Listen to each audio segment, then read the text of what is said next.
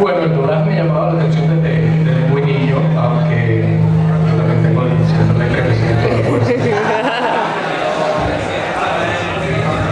Pero en mi época, es decir, cuando yo era niño, hace poco, no sabía ni siquiera qué era el doblaje, no tenía mucha idea, no había mucha información sobre eso. Pero me gustaba mucho ver televisión y me llamaba mucho la atención las voces que escuchaba.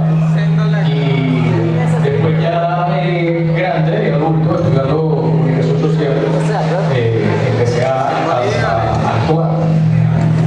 Me descubrieron la vocación de actor.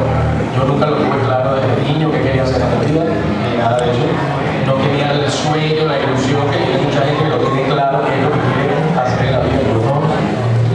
Pero después, estudiando comunicación, cuando empecé casi que obligado a actuar, terminando de la carrera, también casi obligado, invitado, pero por compromiso con amigos, con amistades, ya estaba haciendo teatro profesional y en una obra de teatro que estábamos representando, en los ensayos iban a incorporar una actriz nueva, un personaje femenino nuevo, y en los ensayos a esa actriz la invitaron a los ensayos para que fuera empapándose de la obra, y al terminar ese ensayo ella se acercó y me dijo que le había gustado mi trabajo, mi técnica, y me dijo, ¿no te gustaría hacer doblaje? Y le dije que sí, pero que no tenía ni idea, medio había escuchado que en Venezuela se hacía doblaje, pero no tenía ni remota idea de cómo entrar a este mundo, a este arte, y ella fue la que me llevó casi que de la mano a los dos estudios más importantes que había para el momento. Estoy hablando de hace 23 años. ¿Cómo ella desde que nació? Para que vean. No, seguramente más de lo que muchos de los que están aquí tienen menos edad que eso, no habían nacido, no estaban ni proyectados por sus padres.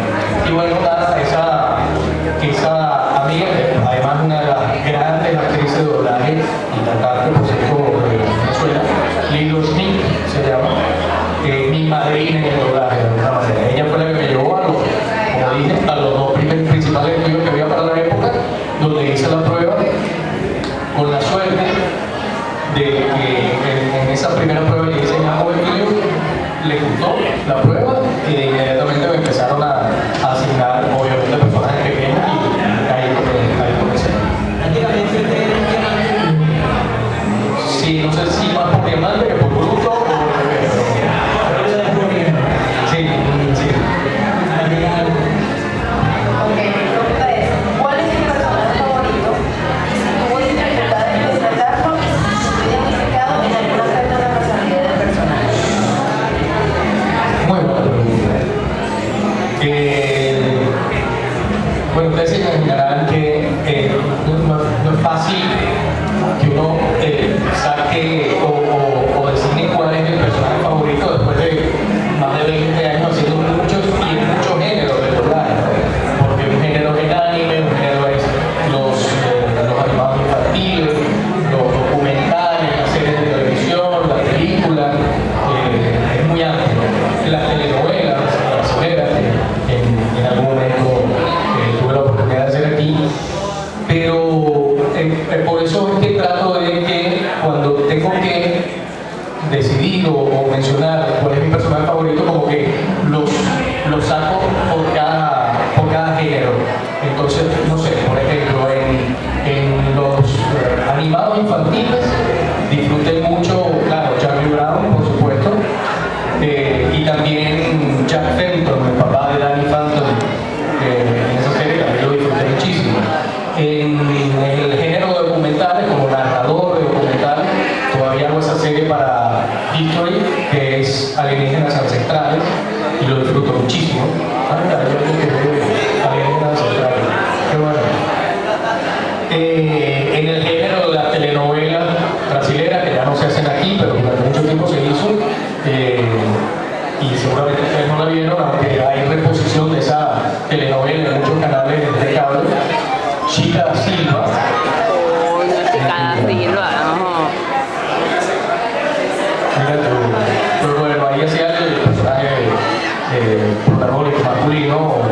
el comendador, y en ese género de las telenovelas ese es mi personaje favorito. Además le debo muchísimo porque fue el que me abrió, por supuesto que a lo mejor no da chance a hacer aquí, ese personaje del comendador me abrió las puertas para iniciar mi camino, mi carrera como locutor publicitario. En el género de, ¿qué me faltaría? Bueno, del anime, que también he hecho unas cuantas series y varios personajes, pero creo que tendría que mencionar a Edward Elric como mi favorito de él.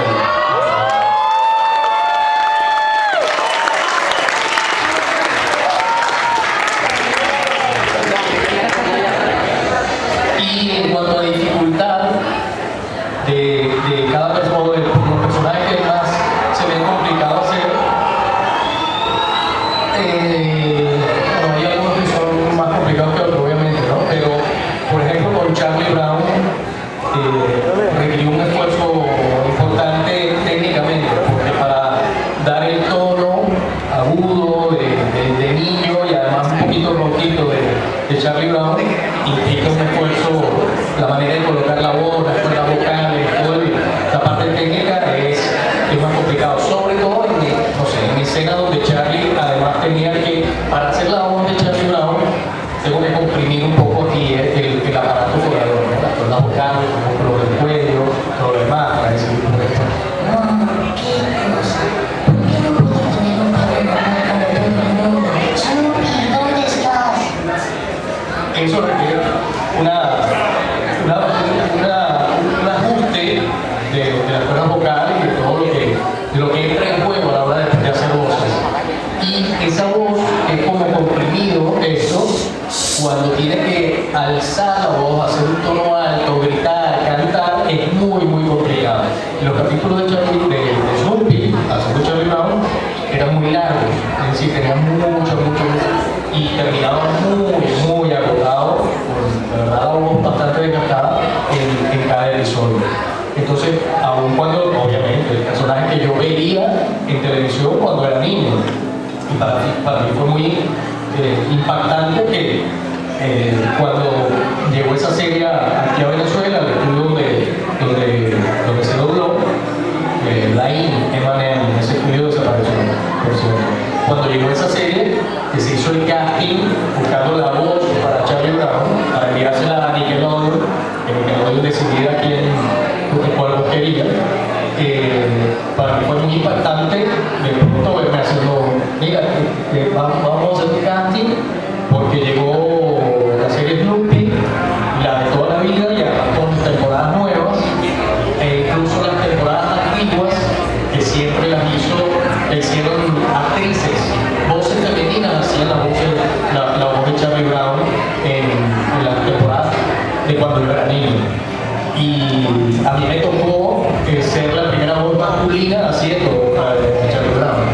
Y como decía, para mí fue muy impactante cuando sí, vamos a hacer el casting, ¿sabes? Para que vamos a probar aquí, buscarle una voz para hacer Charlie Brown. Y de pronto sentarme ahí en el estudio, en la cabina, y estar haciendo Charlie Brown me llevaba una especie de flashback, de déjà vu, de cuando yo era niño, estaba sentado, no sé, llegaba del colegio tomándome una fresca chicha. En vez de hacer la tarea, estaba viendo televisión, como siempre, y me acordé de eso, y de increíble, jamás me imaginé cuando estaba acostado en el sofá de la sala de mi casa, tomándome la fresca chicha, sin hacer la tarea que tenía pendiente y viendo Charlie Brown, nunca, obviamente me imaginé que alguna vez iba a tener que terminar de hacer Charlie Brown.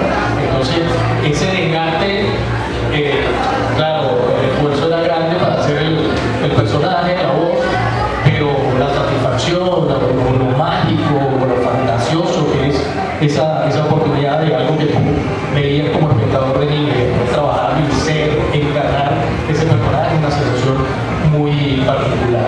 Y en cuanto a identificación, que era la otra parte de tu pregunta, con algún personaje, bueno, con casi todos uno tiene siempre un poquito de identificación por alguna razón o por otra. Pero tengo que decir que también, dentro de todos, con Edward Elric, por diferentes razones y varios factores, me sentí identificado por diferentes razones. Una de ellas una muy obvia. Lo que muchos tienen aquí, Full Metal, estamos empezando, sí, bueno, son algunos. De pronto les sonará algo como esto. ¡Nunca, nunca me llamen enano!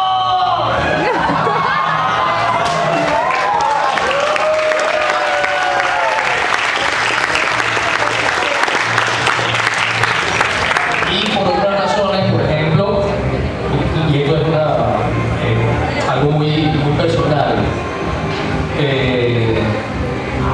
Edward es un personaje además con muchas dimensiones, con muchos niveles de dimensión humana, y es un personaje que además a lo largo de la historia de Full Metal se va desarrollando. Empieza a contar ahí hay escenas de Edward de muy niño y después adolescente y después joven, ¿no?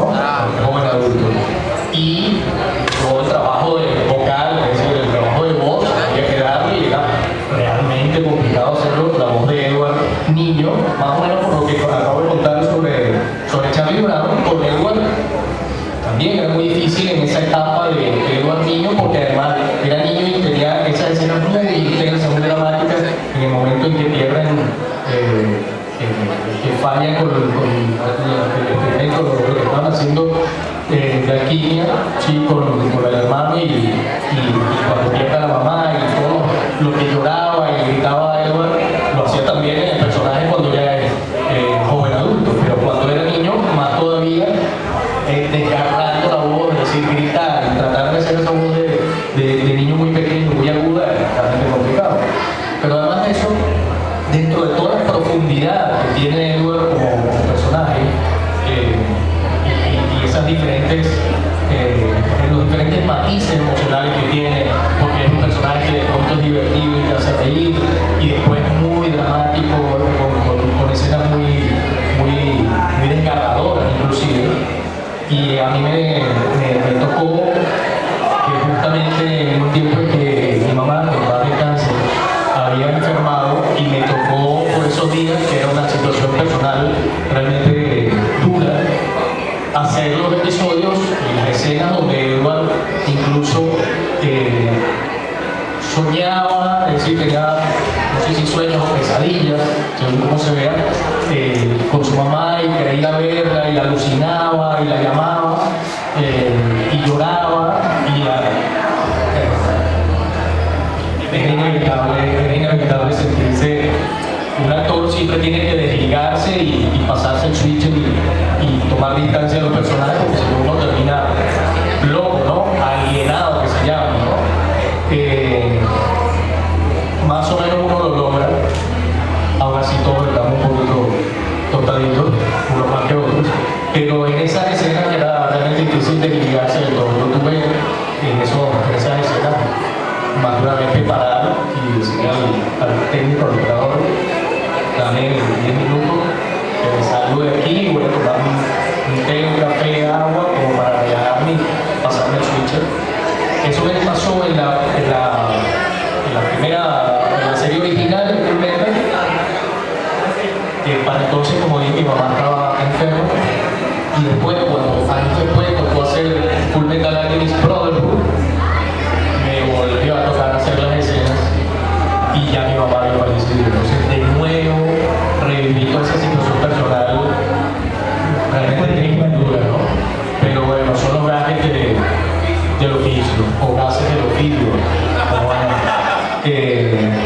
sí, son las cosas que tiene la actuación en cualquier género, porque bueno, uno como actor trabaja con las emociones, y para transmitir una emoción uno tiene que primero sentirla, y bueno, se presentan este tipo de coyunturas, este tipo de anécdotas que le acabo de contar. Entonces, resumiendo la respuesta a tu pregunta, creo que el personaje con el que más me he identificado de todo lo que he hecho en doblaje y en actuación en general, en el teatro, en el cine y todo lo que hago como actor, con Edward es con quien tengo más puntos en común. Muy bien. Bueno, ya todo ese personaje que me gusta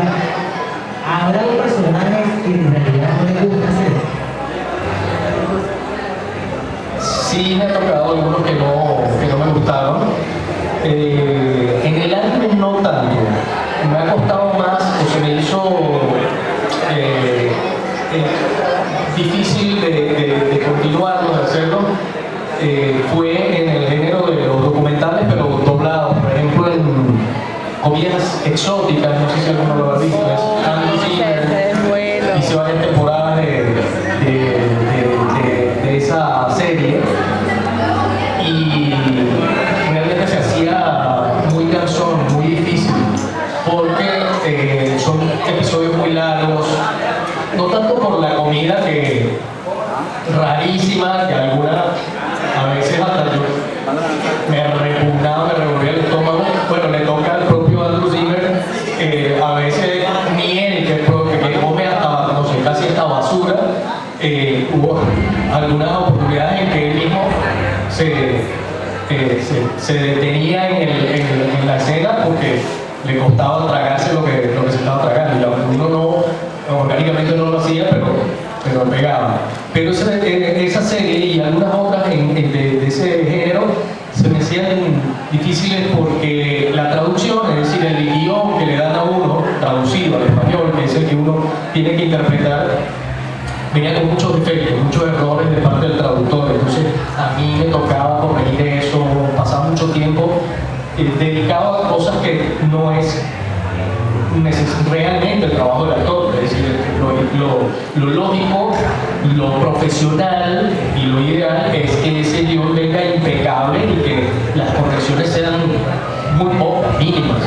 Y no, con esto sucedía que yo tenía que dedicar, mira, ya va, parar aquí porque esto está equivocado, esto no es lo que dice, esto está demasiado largo y no cabe en el sincro de lo que tiene que decir. Entonces eso se me hacía muy agotador, muy desgastante y en episodios que eran muy largos. Entonces, ya para creo que la última temporada que llegó esa serie de Discovery, de Animal Planet, no, de Chaval Living, creo que era esa serie, yo rechacé continuar haciéndolo. Entonces el estudio además me dijo, Discovery quiere que la sigan haciendo. Y la verdad es que era tanto el desgaste y llegó un momento en que me molestaba nada más que me llamaran para hacer, entonces fastidio hacer esto. Y es una cosa muy inusual en mí